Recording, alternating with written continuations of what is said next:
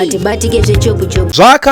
Zvakakosha muri yeZimbabwe ndadzoka zvekare ndikuti ndingokuzivisai brief yekaspeech karohwa namudhara comrade Bombshell Blessed Geza. Nyaya iri panapa idiki yavari kungotaura varitaura kuti aiwa General Chiwenga vapedza basa kwaMutare, hanzi mavanzwa vachinyatsotsanaangura kuti nyika yakatangira kupi ikaenda kupi nemauyire ayakazoita, kureva kuti imhinduro dzese dzanga dzichipiwa vakomana ana ziyambi nevamwe vaida kutiraya kumisidzana navo netimu rimwe re2030 kuti vanenge vakazongobatira chinhu padenga vakungotambiswa front because of maoffices avanenge vari nawo ipapo. The other thing yavari kunyanya kutsimbiridza inyaya yekuti zvoni musavhundutswe, mukaona hakuna mupurisa acharova munhu akapfeka uniform, mukaona munhu akadaro asi mapolice officers but marogue, saka musabvume kuita izvozvo and hanzi musabvume futi kuona munhu achirohwa imimi muramba makaita se makangotarisa. Inongoza nyaya yehugwara hwedu hwemaZimbabwe nokuti munoona munhu achidzemurwa makangotarisa. So ndo imwe nyaya iripo ende vari kutaura vachitsimbidzira nyaya yemamwe macommanders ari paground ende imimi macommanders ari paground manzwa kubva kudhara tanga tichingotaura navo call after call, minute after minute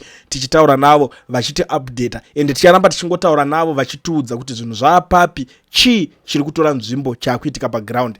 Imwe nyaya zvekare yavari kutsimbidzira vari kuti zvoni hakuna munhu achabuda mustreet nekuti vanhu musaore moyo, iko zvinezvi chinhu chedu chaita kunge chanonoka because hanzi macommanders vane zvinhu zvavanga vachimbogadzirisa asi iko zvinezvi zvagadziriswa zvaita bho.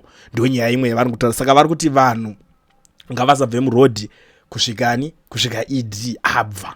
Ndo nyaya iri kutaurwa naComrade Bombshell Blessed Geza. Saka ndangoona zvakangokosha kuti regedza tingomhanya tingoonesana nevanhu tingoirova brief nyaya yacho because vamwe vanozoti vataura nguva yeko tinomanzwa asi tinombonzwisisa amene vamwe vanenge vachivharwa nezvinhu zvakasiyana and I know and I understand chimwe chinhu kuti kune vanhu vekuti vanenge vajaira kana dziri nyaya kuti vanongonzwa dzichitaurwa paCoolian TV.